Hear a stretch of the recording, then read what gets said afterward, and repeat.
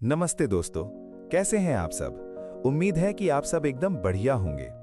आज मैं आपके साथ एक ऐसी कहानी साझा करने वाला हूं जिसने लाखों करोड़ों लोगों की जिंदगी को पैसों के नजरिए से पूरी तरह बदल दिया।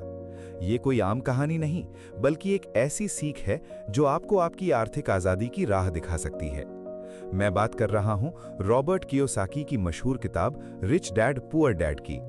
ये किताब सिर्फ कुछ पन्नों का संकलन नहीं है, बल्कि एक ऐसा दर्पण है जो हमें दिखाता है कि हम पैसे के बारे में कैसे सोचते हैं और कैसे अमीर और गरीब लोगों की सोच में जमीन आसमान का फर्क होता है। तो बात ऐसी है कि रॉबर्ट कियोसाकी के जीवन में दो पिता थे। एक थे उनके अपने असली पिता, जिन्हें वो पुअर डैड कहते थे। ये बहुत पढ़े लिखे थे, शिक्षा के क्षेत्र में पीएचडी की डिग्री हासिल की थी और सरकारी नौकरी में बहुत ऊंचे पद पर थे। लेकिन पैसों के मामले में वो हमेशा संघर्ष करते रहे। उनकी सोच यही थी कि खूब पढ़ो, अच्छी डिग्री लो और एक सुरक्षित सरकारी नौकरी पाकर जिंदगी भर उसी के लिए मेहनत करो। उनका सबसे बड़ा डर हमेशा नौकरी खोने का होता था या पैसों की कमी का। वो हमेशा कहते थे, पढ़ाई करो ताकि तुम्हें एक अच्छी कंपनी में नौकरी मिल सके और तुम सुरक्षित रह सको। और दूसरे थे उनके दोस्त के पिता, जिन्हें रॉबर्ट रिच डैड कहते थे। इनकी शिक्षा बहुत ज्यादा नहीं थी, शायद इन्होंने हाई स्कूल भी पूरा नहीं किया था, लेकिन ये एक सफल बिजनेसमैन थे, कई कंपनियों के मालिक थे और इन्होंने जीरो से शुरुआत करके अपना एक बड़ा साम्राज्य खड़ा किया था। रिच डैड रॉबर्ट को हमेशा ये सिखाते थे कि पैसे को अपने लिए काम पर लगाओ, सिर्फ पैसे के लिए काम मत करो। वो नौकरी की बजाय एसेट्स बनाने पर जोर देते थे, बिजनेस करने पर जोर देते थे। तो आप देख सकते हैं, एक ही बच्चे को दो अलग अलग लोग दो बिल्कुल विपरीत सलाह दे रहे थे। अब सोचने वाली बात यह है कि आप किसकी सलाह मानेंगे, पुअर डैड की जो सुरक्षित रास्ता दिखाते थे, या रिच डैड की जो जोखिम लेने और अपना रास्ता खुद बनाने की बात करते थे। असल में रिच डैड पुअर डैड की कहानी सिर्फ दो पिताओं की नहीं, बल्कि दो अलग अलग विचारधाराओं की है। एक विचारधारा जो आपको सिखाती है कि सुरक्षा सबसे जरूरी है, और दूसरी जो आपको सिखाती है कि स्वतंत्रता सबसे जरूरी है। और यही विचारधारा, यही सोच तय करती है कि आप अपनी आर्थिक जिंदगी में कहां पहुंचेंगे। यहीं से आपकी आर्थिक किस्मत का पहला मोड़ तय होता है। अब यहां पर रॉबर्ट कियोसाकी एक बहुत ही जरूरी कॉन्सेप्ट समझाते हैं, जिसे वो चूहे दौड़ या रैट रेस कहते हैं। ये क्या है, चलिए इसे थोड़ा और गहराई से समझते हैं। मान लीजिए आपने बचपन से लेकर जवानी तक खूब पढ़ाई की, स्कूल गए, कॉलेज गए, अच्छी डिग्री हासिल की और एक बढ़िया नौकरी मिल गई। शुरुआत में सब अच्छा लगता है, हर महीने सैलरी आती है, आप खुश होते हैं। अब जैसे ही सैलरी आनी शुरू होती है, आप सोचते हैं कि जिंदगी को थोड़ा बेहतर बनाया जाए। आप एक नया फोन लेते हैं, शायद एक नई बाइक या कार की ईएमआई शुरू कर देते हैं। अगर शादी हो जाती है तो एक बड़ा घर लेने का सोचते हैं, उसकी ईएमआई शुरू हो जाती है। अब आपकी सैलरी बढ़ी तो आपके खर्चे भी बढ़ गए। आप सोचते हैं कि और पैसे कमाने हैं तो और मेहनत करते हैं, ओवर टाइम करते हैं, प्रमोशन लेते हैं। सैलरी फिर बढ़ती है तो आप और बड़े खर्चे कर लेते हैं, अपनी जीवन शैली का खर्च बढ़ा लेते हैं। और इस तरह आप एक ऐसे चक्रव्यूह में फंस जाते हैं जहां आप जितना कमाते हैं उतना खर्च करते हैं। आपकी इनकम बढ़ती है तो आपके एक्सपेंस भी बढ़ जाते हैं।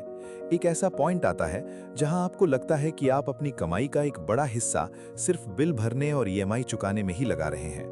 ये एक अंतहीन दौड़ है जहां लोग सिर्फ पैसे के लिए काम करते रहते हैं, अपनी सारी जिंदगी नौकरी में खपा देते हैं, लेकिन कभी आर्थिक रूप से आजाद नहीं हो पाते। आपने शायद खुद भी अपने आसपास ऐसे कई लोगों को देखा होगा, या शायद खुद भी इस स्थिति में महसूस किया होगा जहां लगता है कि आप भाग तो बहुत रहे हैं लेकिन पहुंच कहीं नहीं रहे। एक चूहा जैसे पिंजरे में भागता रहता है, मेहनत करता रहता है, लेकिन कहीं पहुंचता नहीं, बस उसी पिंजरे में घूमता रहता है। यही है चूहे दौड़ का वो जाल जिसमें मध्यम वर्ग के ज्यादातर लोग फंसे रहते हैं। तो दोस्तों, इस चूहे दौड़ से बाहर कैसे निकले? यहीं पर रिच डैड का सबसे बड़ा सबक आता है। एसेट यानी संपत्ति और लायबिलिटी यानी देनदारी का फर्क समझना। ये सुनने में बहुत आसान लगता है, लेकिन ज्यादातर लोग इसमें बहुत बड़ी गलती करते हैं।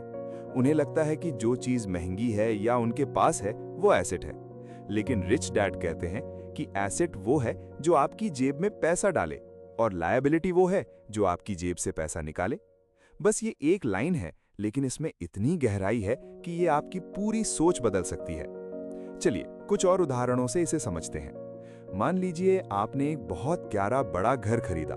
अब आप सोचेंगे ये तो मेरा सबसे बड़ा एसेट है, लेकिन रिच डैड कहते हैं अगर आप उस घर पर हर महीने ईएमआई दे रहे हैं, प्रॉपर्टी टैक्स भर रहे हैं, बिजली, पानी, मेंटेनेंस का खर्च उठा रहे हैं, तो वो घर आपकी जेब से लगातार पैसा निकाल रहा है।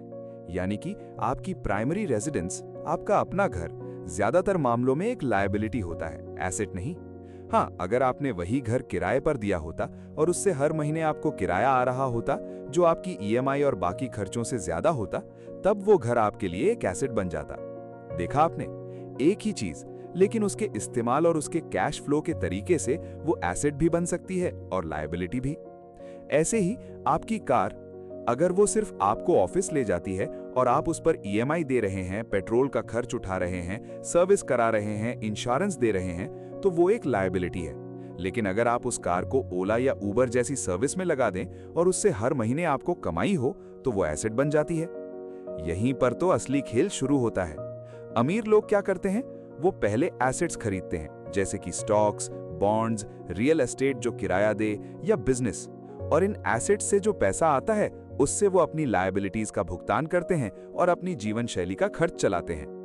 गरीब और मध्यम वर्ग के लोग पहले खर्च करते हैं या लायबिलिटीज खरीदते हैं और फिर देखते हैं कि बचा खुचा पैसा अगर है तो उसे कहां लगाएं, जो अक्सर होता ही नहीं है। अब सवाल ये उठता है कि क्या हम सब ये कर सकते हैं? बिल्कुल, लेकिन इसके लिए हमें वित्तीय साक्षरता यानी फाइनेंशियल लिटरेसी की जरूरत है।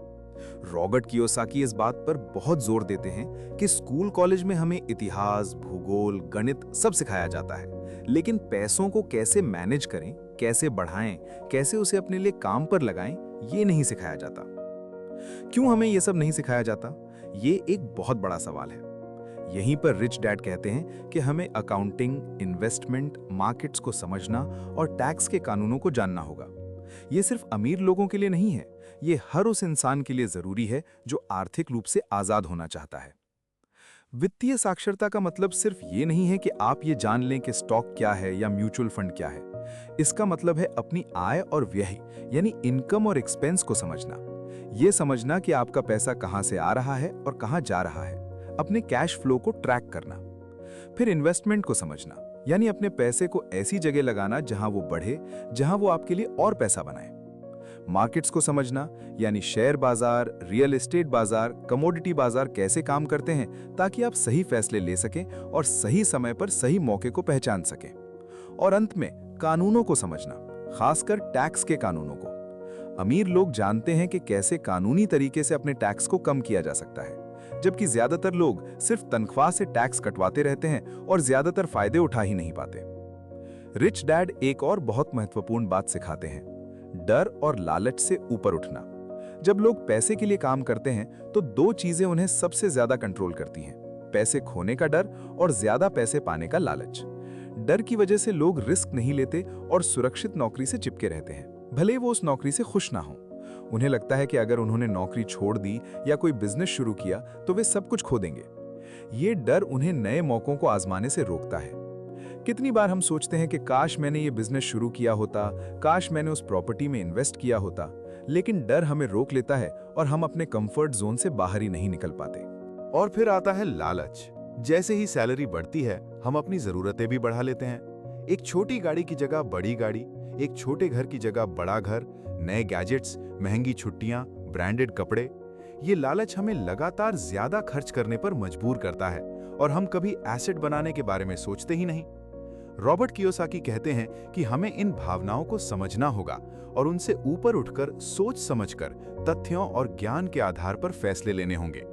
अमीर लोग इन भावनाओं का इस्तेमाल अपने फायदे के लिए करते हैं, जबकि गरीब और मध्यम वर्ग के लोग इन भावनाओं के गुलाम बन जाते हैं। क्या आप भी अपनी भावनाओं के चलते गलत वित्तीय फैसले लेते हैं? जरा सोचिए। यही फर्क है रिच डैड और पुअर डैड के सोचने के तरीके में। पुअर डैड हमेशा कहते थे, मैं ये अफोर्ड नहीं कर सकता। इस वाक्य से दिमाग काम करना बंद कर देता है, क्योंकि ये एक स्टेटमेंट है, एक सच्चाई मान ली जाती है। लेकिन रिच डैड कहते थे, मैं इसे अफोर्ड कैसे कर सकता हूं? ये सवाल दिमाग को सोचने पर मजबूर करता है, नए रास्ते ढूंढने पर मजबूर करता है, समाधान खोजने पर मजबूर करता है। ये सिर्फ पैसों की बात नहीं है दोस्तों, ये एक माइंडसेट की बात है। समस्या को देखकर हार मान लेना या उसका समाधान ढूंढना, ये चुनाव हमारा होता है। क्या आप चाहते हैं कि आपका दिमाग सिर्फ समस्याओं पर अटके या आप चाहते हैं कि वो समाधान की ओर बढ़े? रॉबर्ट कियोसाकी हमें ये भी बताते हैं कि हमें अपनी जिंदगी में क्यों ढूंढना बहुत जरूरी है। आप आर्थिक रूप से आजाद क्यों होना चाहते हैं? क्या आप अपने बच्चों को एक बेहतर भविष्य देना चाहते हैं? क्या आप अपने माता पिता की देखभाल करना चाहते हैं? क्या आप अपनी पसंद की जिंदगी जीना चाहते हैं, जहां आप काम के लिए मजबूर ना हो बल्कि अपनी मर्जी से काम करें? क्या आप समाज के लिए कुछ करना चाहते हैं? जब आपका क्यों स्पष्ट होता है तो कैसे अपने आप सामने आने लगता है। यह आपको मुश्किलों का सामना करने और आगे बढ़ने की प्रेरणा देता है। इसके साथ ही रॉबर्ट कियोसाकी बिजनेस और निवेश की अहमियत पर भी जोर देते हैं। वो कहते हैं कि नौकरी करना बुरा नहीं है, लेकिन सिर्फ नौकरी के भरोसे रहना खतरनाक हो सकता है। नौकरी आपको एक निश्चित आय देती है, लेकिन वो आपको आर्थिक स्वतंत्रता नहीं देती। स्वतंत्रता तब मिलती है जब आप अपने पैसे को अपने लिए काम पर लगाते हैं, जब आप ऐसे सिस्टम्स बनाते हैं जो आपकी अनुपस्थिति में भी काम करते रहें। रिच डैड ने रॉबर्ट को कम उम्र से ही बिजनेस करने के छोटे छोटे तरीके सिखाए, जैसे पुरानी कॉमिक बुक्स खरीदकर उन्हें बेचकर मुनाफा कमाना। ये छोटा सा काम था, लेकिन इसने रॉबर्ट को बिजनेस के फंडामेंटल समझा दिए। ये आपको सिखाता है कि आप वैल्यू कैसे क्रिएट करते हैं और कैसे पैसा कमाते हैं। और यहीं पर बात आती है जोखिम लेने की। ज्यादातर लोग जोखिम लेने से डरते हैं। पुअर डैड भी यही सिखाते थे, सुरक्षित रहो। लेकिन रिच डैड कहते थे कि हर निवेश में जोखिम होता है, लेकिन पढ़े लिखे जोखिम और मूर्खतापूर्ण जोखिम में फर्क होता है। वित्तीय साक्षरता आपको पढ़े लिखे जोखिम लेने में मदद करती है, जहां आप नुकसान को कम करके मुनाफे की संभावना बढ़ाते हैं। जोखिम से बचना भी एक तरह का जोखिम है, क्योंकि इससे आप ग्रोथ के मौकों को खो देते हैं। जरा सोचिए, क्या आपने कभी सिर्फ डर की वजह से किसी अच्छे मौके को हाथ से जाने दिया है? एक और बहुत महत्वपूर्ण पॉइंट है tax. Rich dad poor dad का एक बड़ा हिस्सा टैक्स के इर्द गिर्द घूमता है। रॉबर्ट बताते हैं कि टैक्स अमीरों और गरीबों के लिए अलग अलग तरीके से काम करते हैं। गरीब और मध्यम वर्ग के लोग पहले कमाते हैं, फिर सरकार को टैक्स देते हैं और फिर बचे हुए पैसे से खर्च करते हैं। वहीं अमीर लोग पहले एसेट्स और बिजनेस बनाते हैं, फिर उन बिजनेस के खर्चों को टैक्स से पहले घटाते हैं और फिर बचे हुए पैसे पर टैक्स देते हैं। यहीं पर बिजनेस के मालिक होने का एक बड़ा फायदा सामने आता है। ये कोई चोरी या हेराफेरी नहीं है, बल्कि सिस्टम को समझना और कानूनी तरीकों का इस्तेमाल करना है, ताकि आप अपनी मेहनत की कमाई का ज्यादा हिस्सा अपने पास रख सकें।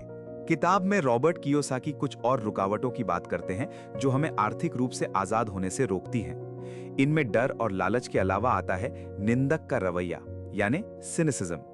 लोग अक्सर कहते हैं ये सब सिर्फ अमीरों के लिए है, मेरे बस का नहीं है, या ये तो सब धोखाधड़ी है।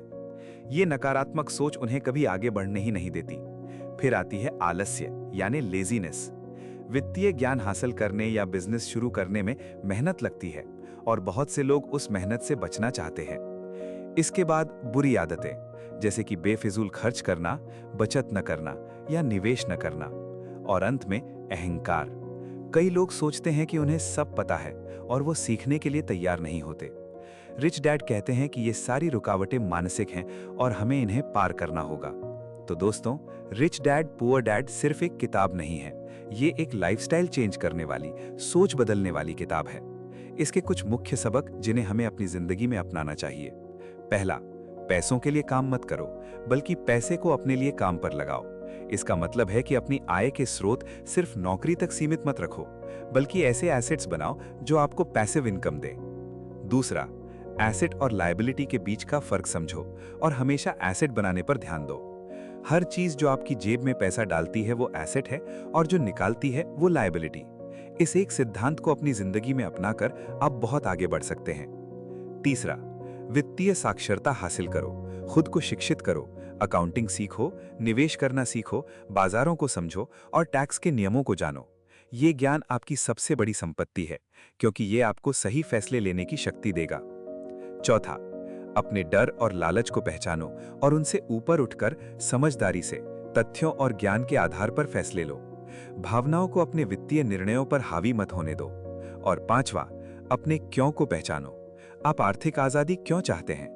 जब आपको इसका जवाब मिल जाएगा तो आपको हर चुनौती का सामना करने की शक्ति मिल जाएगी और आप अपने रास्ते खुद बना पाएंगे।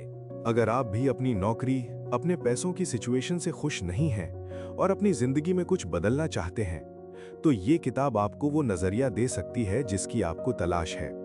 ये सिर्फ अमीर बनने के बारे में नहीं है दोस्तों, ये आर्थिक आजादी पाने और अपनी जिंदगी का कंट्रोल अपने हाथ में लेने के बारे में है।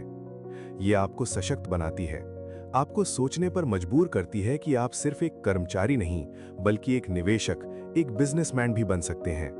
तो चलिए इस सोच को अपनी जिंदगी में अपनाते हैं और अपने भविष्य को बेहतर, अधिक स्वतंत्र और समृद्ध बनाते हैं।